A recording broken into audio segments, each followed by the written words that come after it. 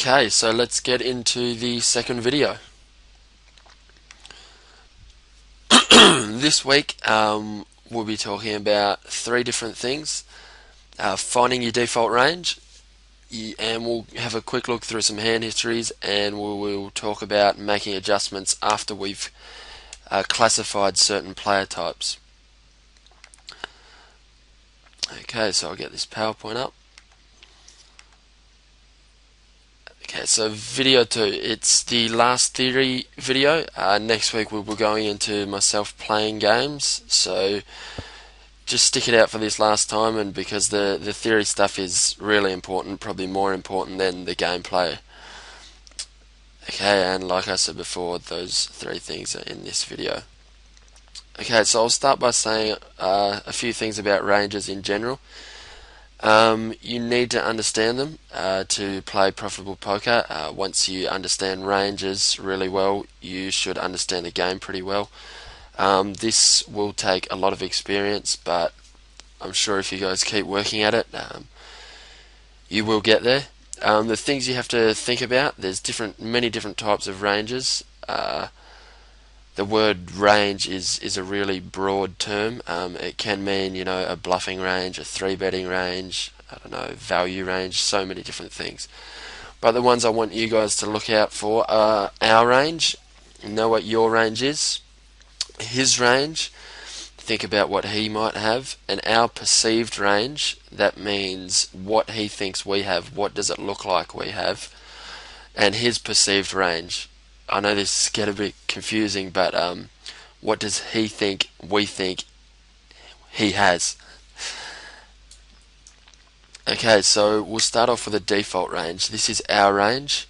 It's a range that we'll go back to when we're readless in a match, or we'll start off a match with. This is the most profitable way to play against in a vacuum. That means against a typical opponent with no reads. Not everyone's default game is the same. A lot of people are aggressive, a lot of people are passive, so you need to find out which one you're comfortable with. I recommend being aggressive at the start of a game. It just sets a good tempo to the game, and it'll make your range a lot harder to read, because you're raising so much and betting so much. It'll just make your range a lot wider and make his decisions a lot tougher. Similar to full ring and six-handed, you must use position as much as you can. That is why we will be raising a lot of small blinds, which is the button, as opposed to the big blind, where we will not be raising as much or calling as much. Because as we all know, position is so important in poker. You're allowed to act last, and it's just such a huge advantage, so we want to be playing most of our hands there.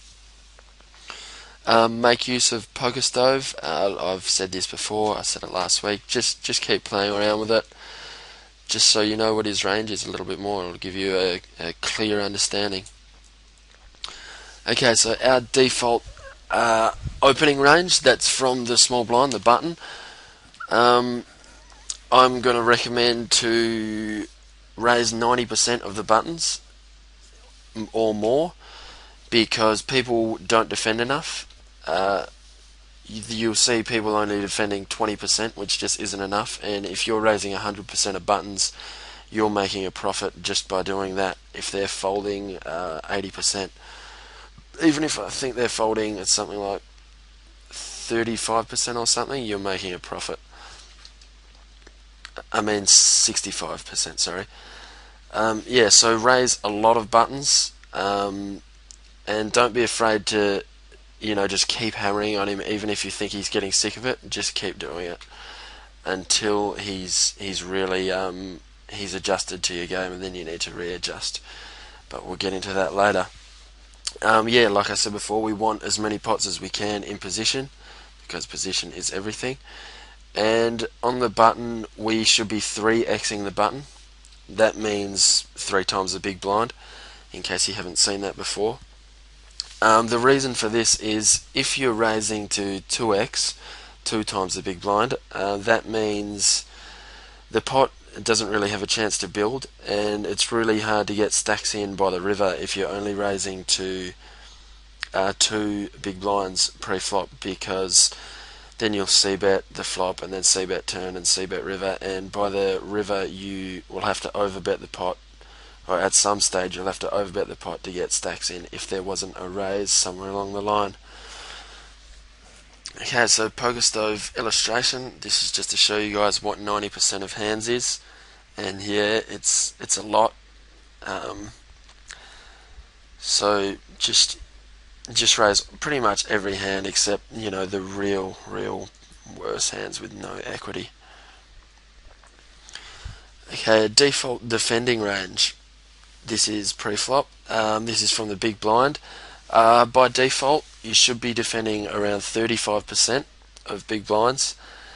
That means we will, because our opponent, I'm assuming, will be raising over 60% or around 60% or more if he's at all competent. So yeah, we want a stronger range than him when we're playing out of position, because it's so tough to play out of position that we need the stronger range to combat his positional advantage. So I'm sure you guys know suited hands are better than offsuit hands, but I read in a book somewhere that someone said don't worry about suited hands because they only add 3% to your equity pre-flop. Like, for example, 6-7 suited against aces is something like 30% or something. I'm not too sure about the percentages, and 6-7 offsuit is only 27%. So it only actually makes 3% difference in equity. But the thing with suited hands is the pressure you can put on your opponent once you flop flush draws. That is where the profit will come from. That's what makes those hands a lot more plus EV than the non-suited hands. A common mistake defending from the big blind is to defend all aces. This is a pretty big mistake. They're really hard to play out of position, offsuit aces, and any decent opponent can barrel you off ace high a lot of the time. So don't play anything below ace 7 probably, or ace 8. Yeah, so just keep that in mind when you're defending. I know a lot of people just coming to heads up really think ace high, they see it on TV a lot, ace high is good in heads up, but yeah, in the long run it's not going to be profitable to keep playing those out of position. And just a quick PokerStars illustration. This is the top 35% of hands or thereabouts. Yeah, defend all suited aces, defend pretty much all suited kings, the good suited queens, and all these pretty close suited connected types, and probably king 9 is a minimum, or queen 9, king 9 minimum king, I mean, and yeah, probably all of these actually go down to a 9, but all the ones close to these you can defend as well, like 10-8, and over this side 9-6 suited, 8-5 suited, you can defend them profitably, 6-4 suited, but I'd more be likely to 3-bet these types of hands just to have a wider 3-betting range.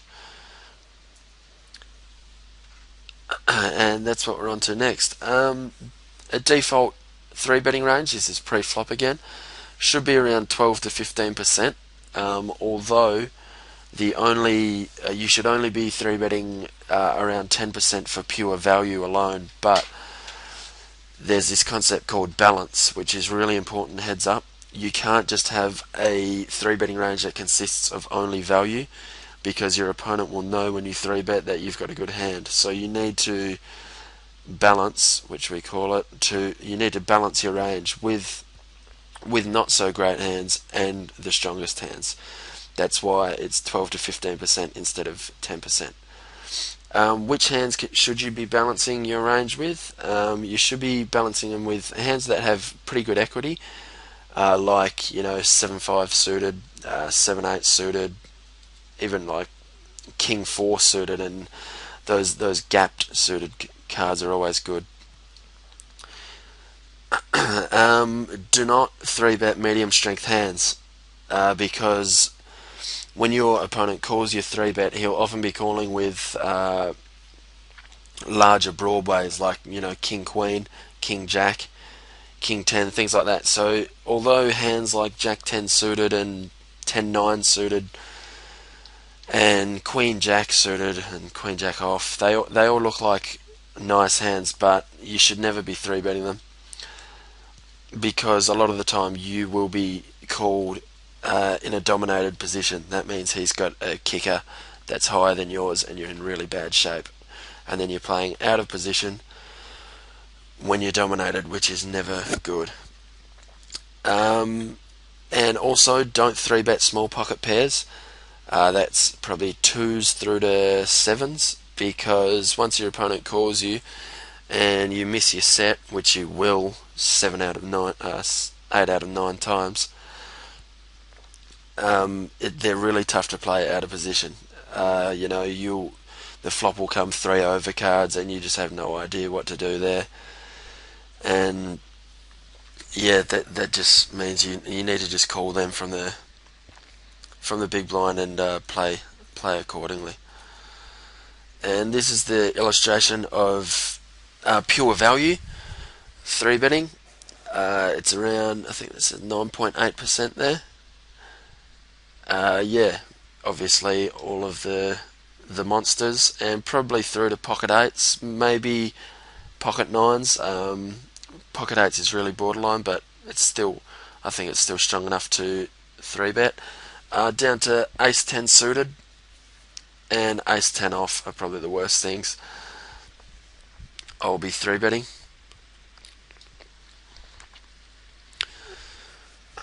Okay, on to hand reading.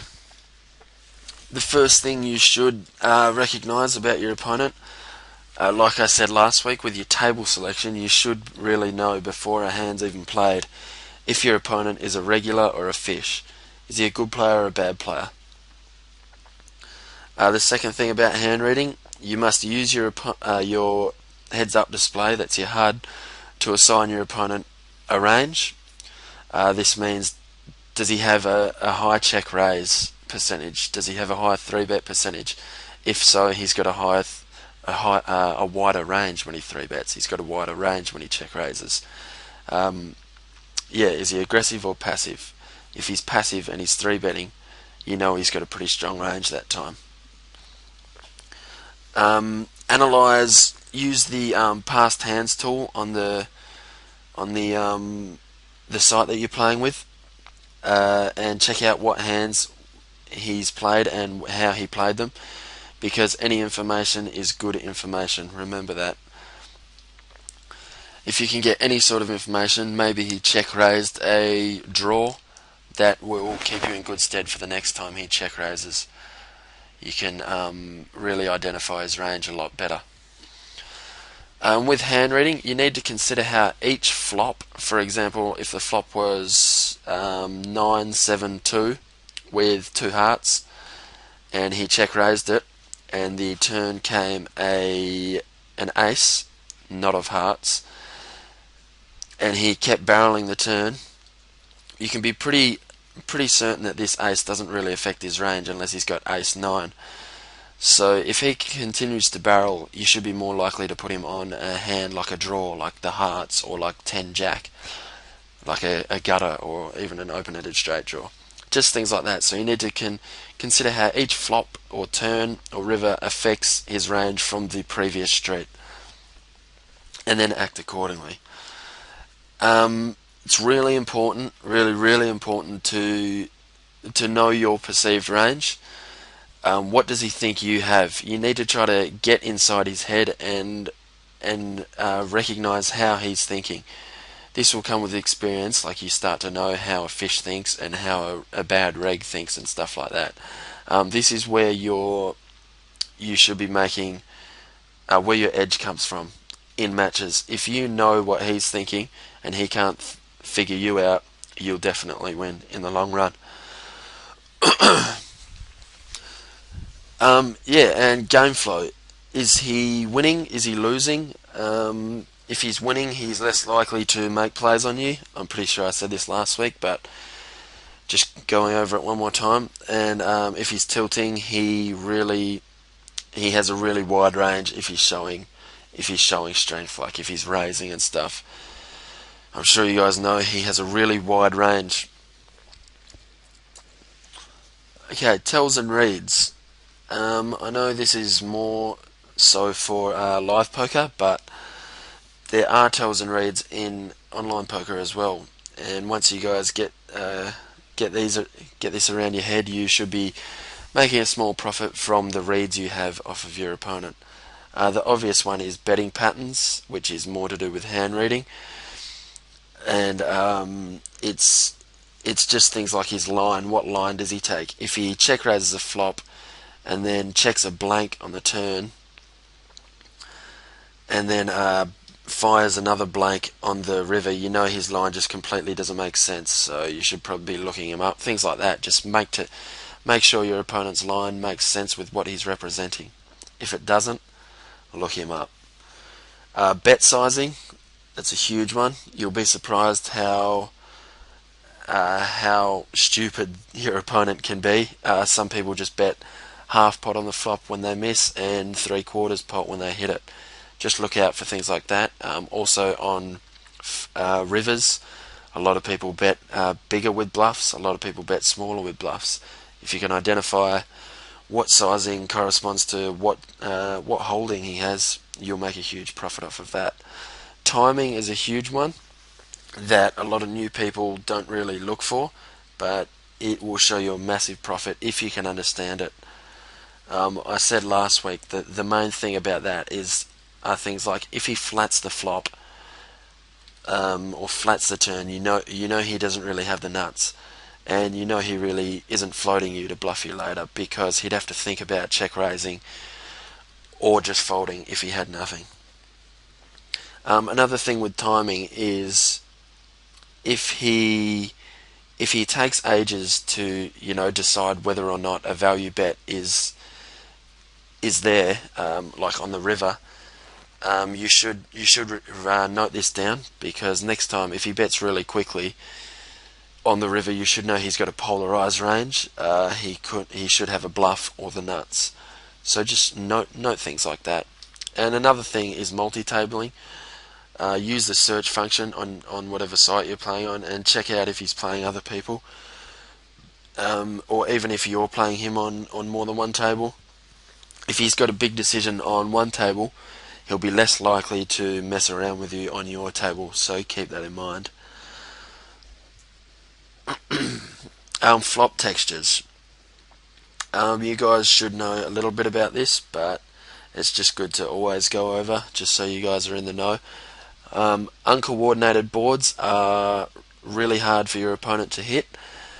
That are things like Queen 7-2, like it says there, rainbow, no draws on that board, and people aren't really defending Queen 7 or Queen 2, so the only thing they can really have there, if he shows strength from the big blind, is pocket 7s or pocket 2s, because he probably would have 3-bet queens pre-flop.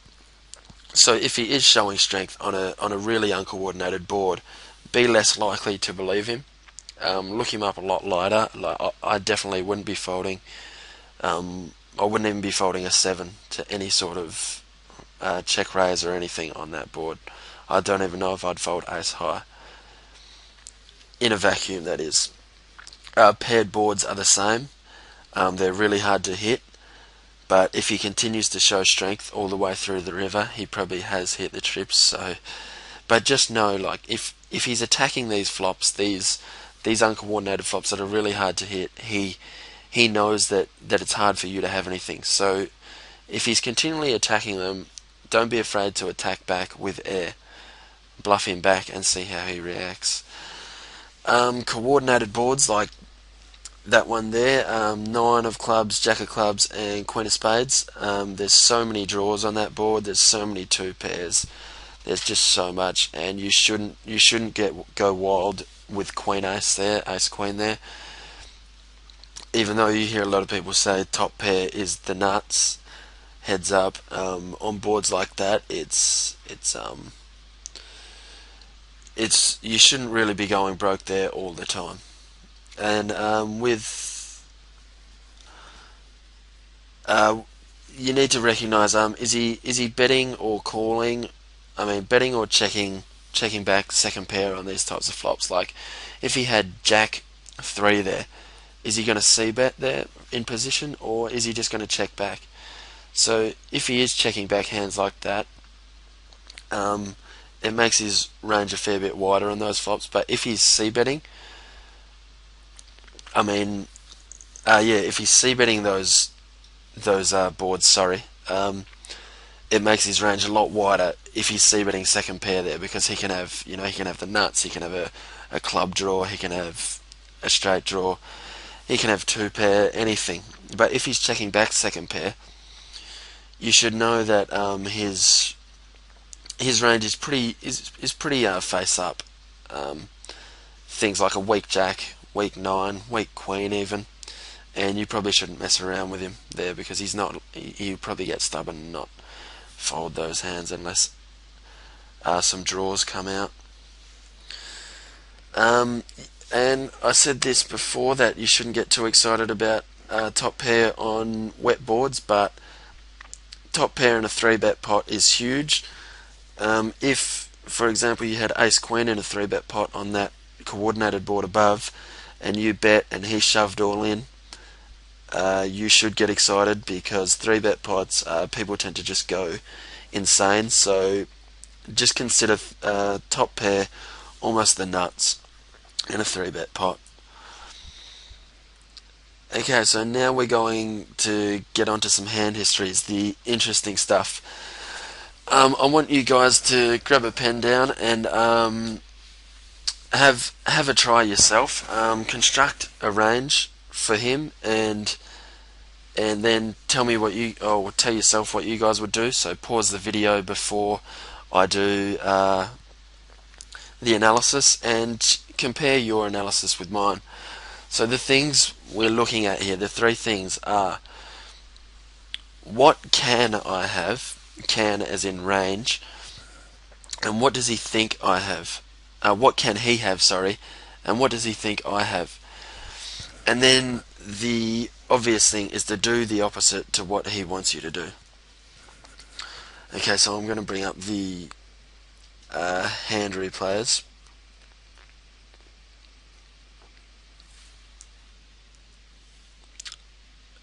Okay, so the first hand is me against Keyhog at 100 NL.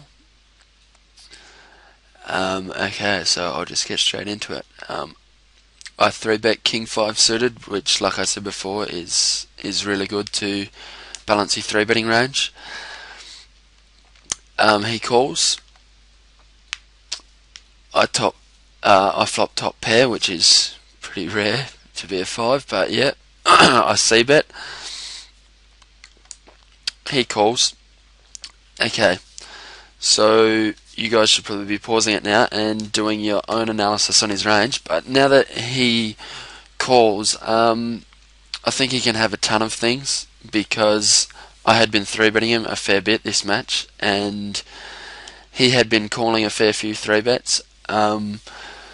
So now that he calls this flop, he can have a lot of things. He can have a 4, he can have any pair, he can have a worse 5, a worse 3, a 3, a 2, he can have pocket 6s through to pocket 9s, but I think he'd probably 4-bet pocket 9s pre. He can also have, which is a huge part of his range, just overcards, 2 overcards. Okay, so the turn comes a 9, which is a blank. It's a really big blank. It shouldn't help his range at all, and it shouldn't really help my range at all, unless I was C-betting something like King 9 that I decided to 3-bet, or some junk like that. But I check for pot control, and he bets. This is a really interesting bet. His line, like I said, to look out for before, it completely doesn't make sense. He called the flop with the range that I said before, and now the only hand that I can picture him betting here for value is pocket nines. I think he'd raise a set on the flop, fives, threes, or twos. He'd check back, and now on the turn here, he'd check back all his pairs, like twos, threes, fives, pocket sixes, pocket sevens, pocket eights. And he should be checking back. If he spiked a 9, he'd probably check it back because he's scared that I have an overpair.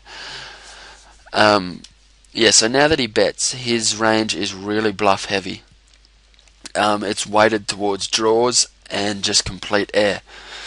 So I'm likely to think he has a 4 here, or something like 6, 7, a 6, or just complete air. Maybe a hard draw that got that turned some equity, but yeah, that's what his range is at the moment. So I call with the intention of calling any blank river. That's what you have to do. You have to always have a plan in mind for the next street. You can't just call and then, or you can call and reevaluate, but always know what you're doing on the next street. Know if you're going to call to reevaluate. Just always have a plan in mind. Okay, now the 7 is a complete blank.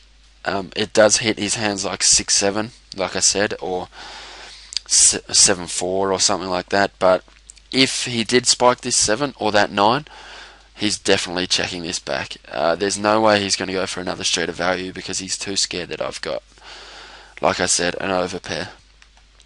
So now he shoves, and which is consistent with his previous streets, his range is crap. It's so bluff heavy that I have to call here.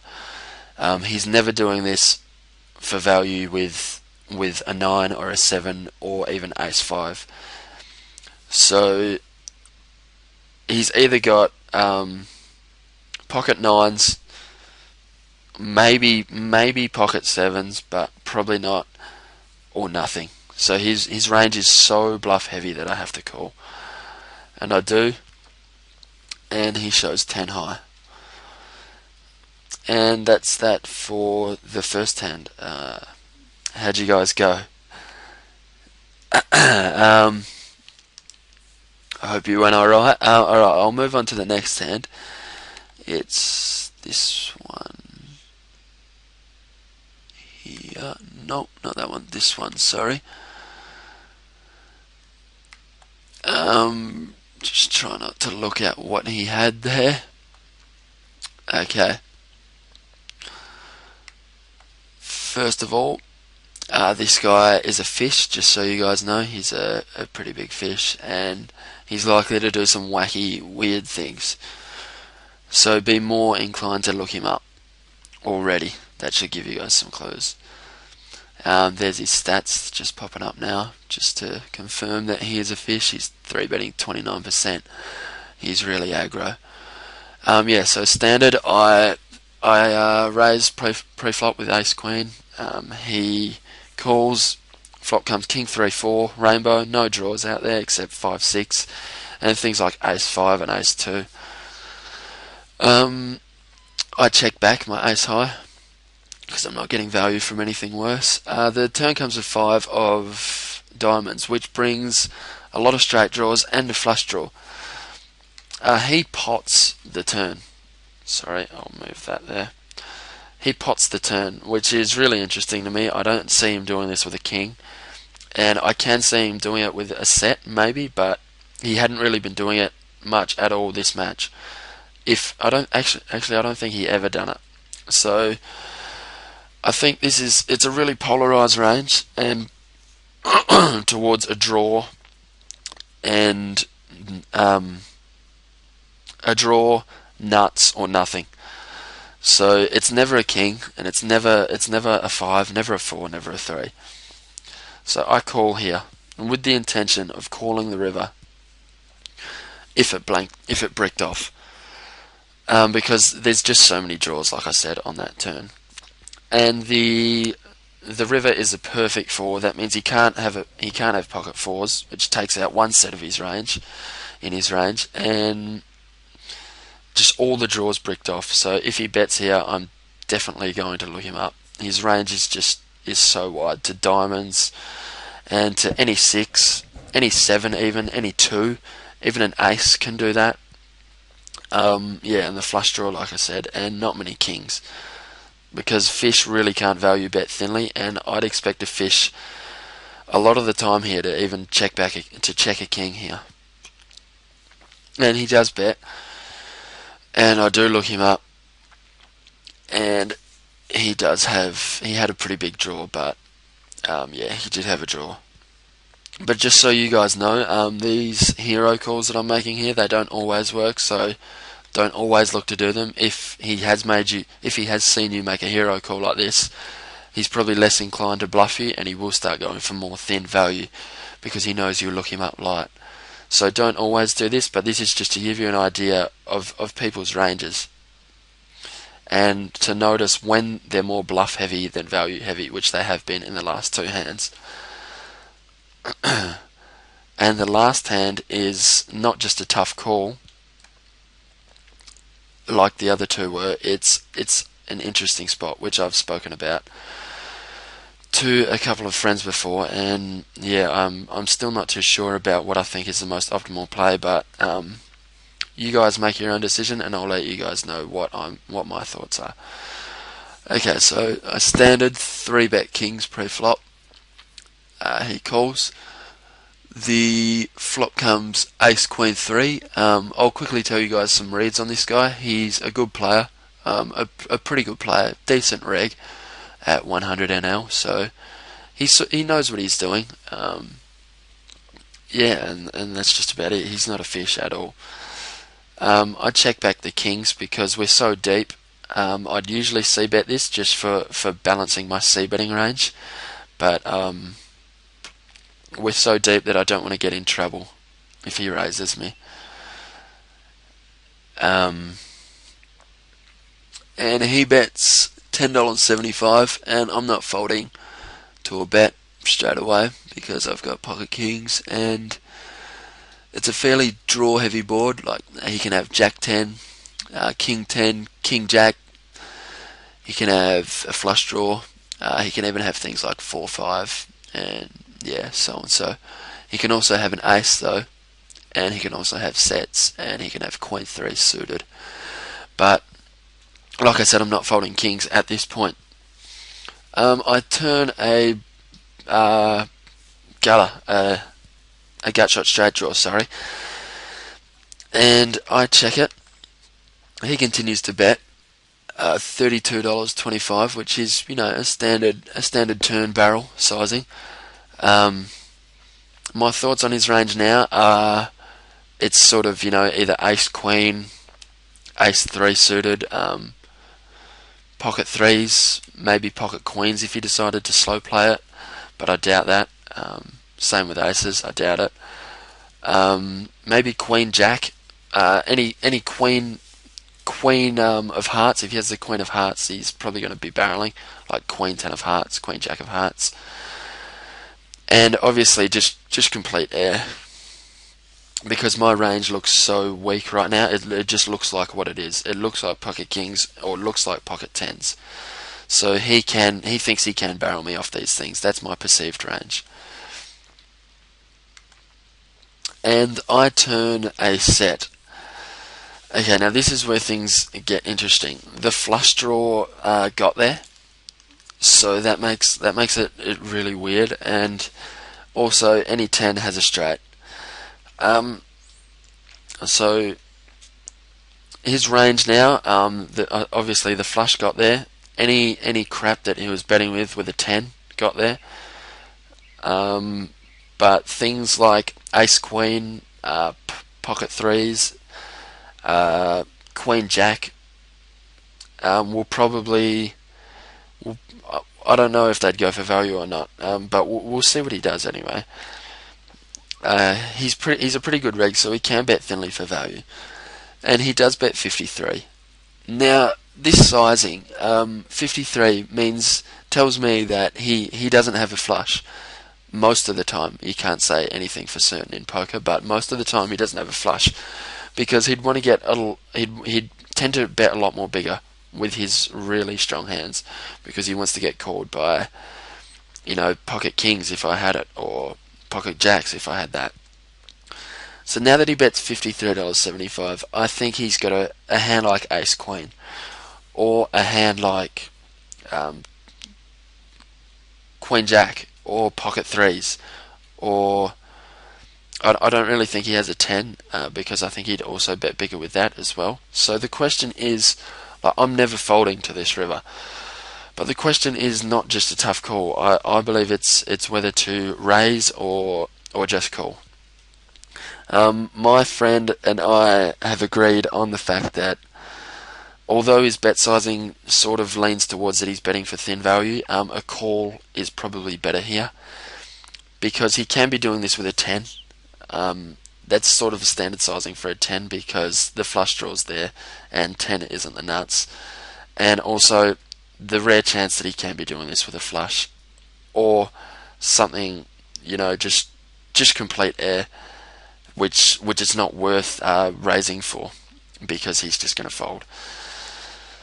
But yeah, that's my conclusion with that. Tell me what you guys think anyway. Obviously never folding because he's got so much air in his range, but I think a call is better than a raise. And I did call, but he showed pocket threes. So this time, a raise would have been better, even though I still don't think I don't know if he'd call with pocket threes there, because I can have pocket tens there a lot. But not to be results oriented, right here obviously the raise would have been better, but I think long term I made the right play, that a call was the most optimal play there. And like I said, we're always looking to make the most optimal play.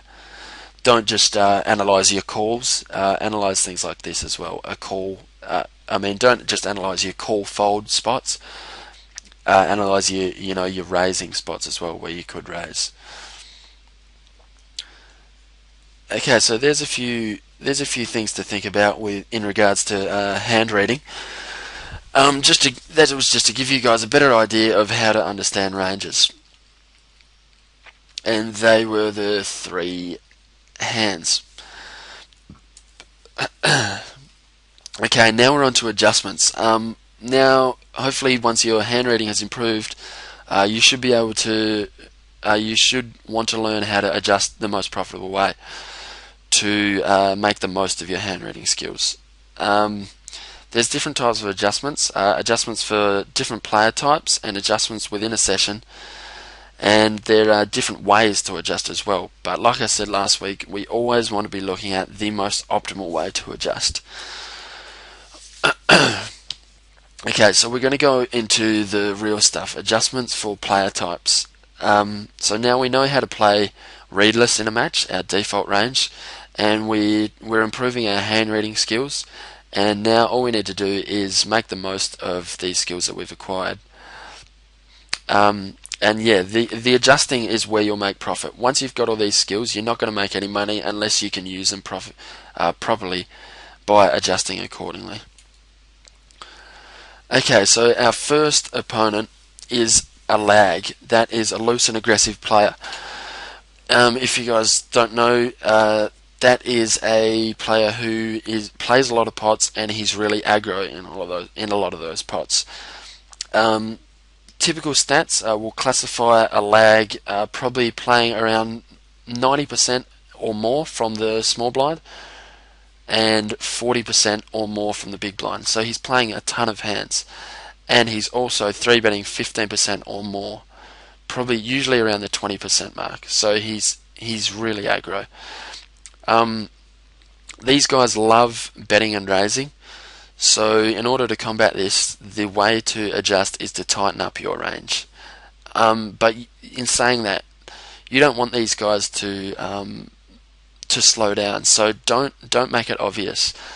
That's where, like I said last week, 2xing the button is a profitable adjustment, but it's not the most profitable. Just tighten up your range so you're adjusting without him realizing it. The stats you should be looking for to counteract this guy is a small blind VPIP of 75%, a big blind VPIP of 30%, I think that says, and a 3-bet of 10%. That is pure value, that 10%, because these guys do not fold pre-flop to 3-bets, and they will contest every pot. So only 3-bet for value. Another thing is be prepared to call down really light. Call him down with your second pairs if all the draws miss and he's showing a lot of strength.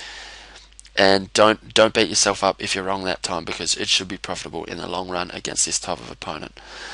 And here's a few counter strategies you should employ. Against this opponent. You need to set some traps. If you've got a set or something, a huge draw, top 2 pair, just keep checking. Make sure you give him the rope to tie himself up, and just let him hang himself. When you've got hands like second pair and you're in position on the flop, usually I'd recommend c-betting these because you can get value out of them. But check these hands back, because you don't want to be check raised on these types of hands, because it gets tough. It gets really tricky later. And like I said, open less buttons. Here's another strategy, like I said, min raising the button, but I don't believe that's the most optimal. Loose passive. They don't have a cool name like the lag, but I guess you could call them lap if you wanted. Typical stats are sorry, I'll just get back into that. Typical stats are 80% to 100% from the small blind, and that includes a lot of limping. These guys love to see flops, and they will limp just to see a cheap flop all the time. And these guys have huge big blind defending percentages. Like around 60% a lot of the time, 50 to 60%. But these guys they're not aggressive at all, so their 3-bet percentages is really, really low. Like, these guys don't even 3-bet hands like ace jack, sometimes not even ace queen, and they don't 3-bet 9s, sometimes not even 10s. They only know one thing, call. That's the only button they know. They only raise if they've got the nuts or they're bluffing, but they don't bluff often. These guys are really easy to beat, but they can be frustrating if you're not running good, because you need to sort of be running all right to get value off these guys. It's really easy. Just bet when you have hands and check or fold when you don't. It's that simple. You really need to tighten up pre-flop so your range is way ahead of his, so you can get value off of all his hands, because he's just going to keep calling. So I recommend there's 65 from the small blind, 65%, 30% from the big blind, and 3-bet 13%. I'll just quickly check something. 13% all value that says in brackets there, because I'll quickly show you guys. 13%, although I said before 10% was all value, against these guys, 13% here, it means you should be betting hands, 3-betting hands like king jack, even king 10 even, and sometimes, like I said not to say it, but to do it, but queen jack and ace 8 suited and things like that, because these guys call so many 3-bets. Even if you are 3-betting these hands, you're way ahead of their range and you're likely to dominate them. That's why it's all value in brackets there. Whereas against a normal opponent, you shouldn't be 3-betting those hands, because you'll be dominated. Thinly value bet all streets. That's including pre-flop, like I just said there. 3-bet the sort of stronger to medium type of hands. But yeah, like on the flop, you should be c-betting second pair against these guys every time. Maybe even third pair, because they just call with overcards and everything. So just c-bet any type of thing that you hit, just anything, any pair. And never try to barrel these guys off a hand, because they simply will not fold. And if you employ those tactics, you will definitely show a profit against them. And the last player, which I revealed before accidentally, is a tight and aggressive player. And this is the most standard player. I like to call these guys ABC players, because this is how most good regs play. And they're the toughest to play against. So while you guys are starting out, just try to avoid these guys. But yeah, the way to adjust to these guys is to tighten up from the big blind and loosen up from the small blind, because they're not going to be playing that much from the small blind. So in order to keep your range ahead of theirs from when you're out of position, you need to really tighten up your defending range. So, but they also won't be defending that much from the big blind. So you need to loosen up your small blind opening range so you can just make a profit off of them, because they're folding way too much. And like it says there, open 100% of small blinds, only defend 25% of big blinds. And because these guys know they know their stuff most of the time, you need to 3-bet 15% balanced there. It says in brackets. It's not all value like the last one was. That means 3-betting hands like 7-5 suited and that, like I said. They play everything straightforward, and they've seen a lot of the stuff that you're going to do before, so you need to disguise your range. That's the main thing against these guys. Just chuck in some weird lines like, I don't know, like try doing some overbets and things like that. I'm actually writing an article about this, so you guys should check that out, and it should help you playing against these regs. And yeah, and they're not huge bluffers, because they, although it says aggressive, that just means things like they c-bet a lot and they 3-bet with a balanced range and things like that. Yeah, so don't call them down too light, because they don't bluff that often in 3-bet pots. I'll just quickly say, this isn't tight aggressive as in the traditional way. If you guys have heard that before, I'm sure you probably think that they're aggro. This is just a name for them. They're not really aggro, they're just aggressive in the right spots. Like, they'll c-bet a lot, like I said, and they'll 3-bet a lot with a balanced range, and they'll check raise the right flops and things like that. This is more an ABC player than a tag. Okay, and that's how to adjust to those player types. And next week we will be watching myself play against a certain opponent. I'll tell you guys what opponent type it is before the video, and you can watch me adjust against them accordingly and hopefully win some money. Yeah, so if you guys have any questions or suggestions on any types of videos or anything throughout that video, any theory or anything you want to see next week, just let me know and I'll see what I can do for you. This has been Chris Edwards for iPokerVIP.com, and I'll see you guys next week.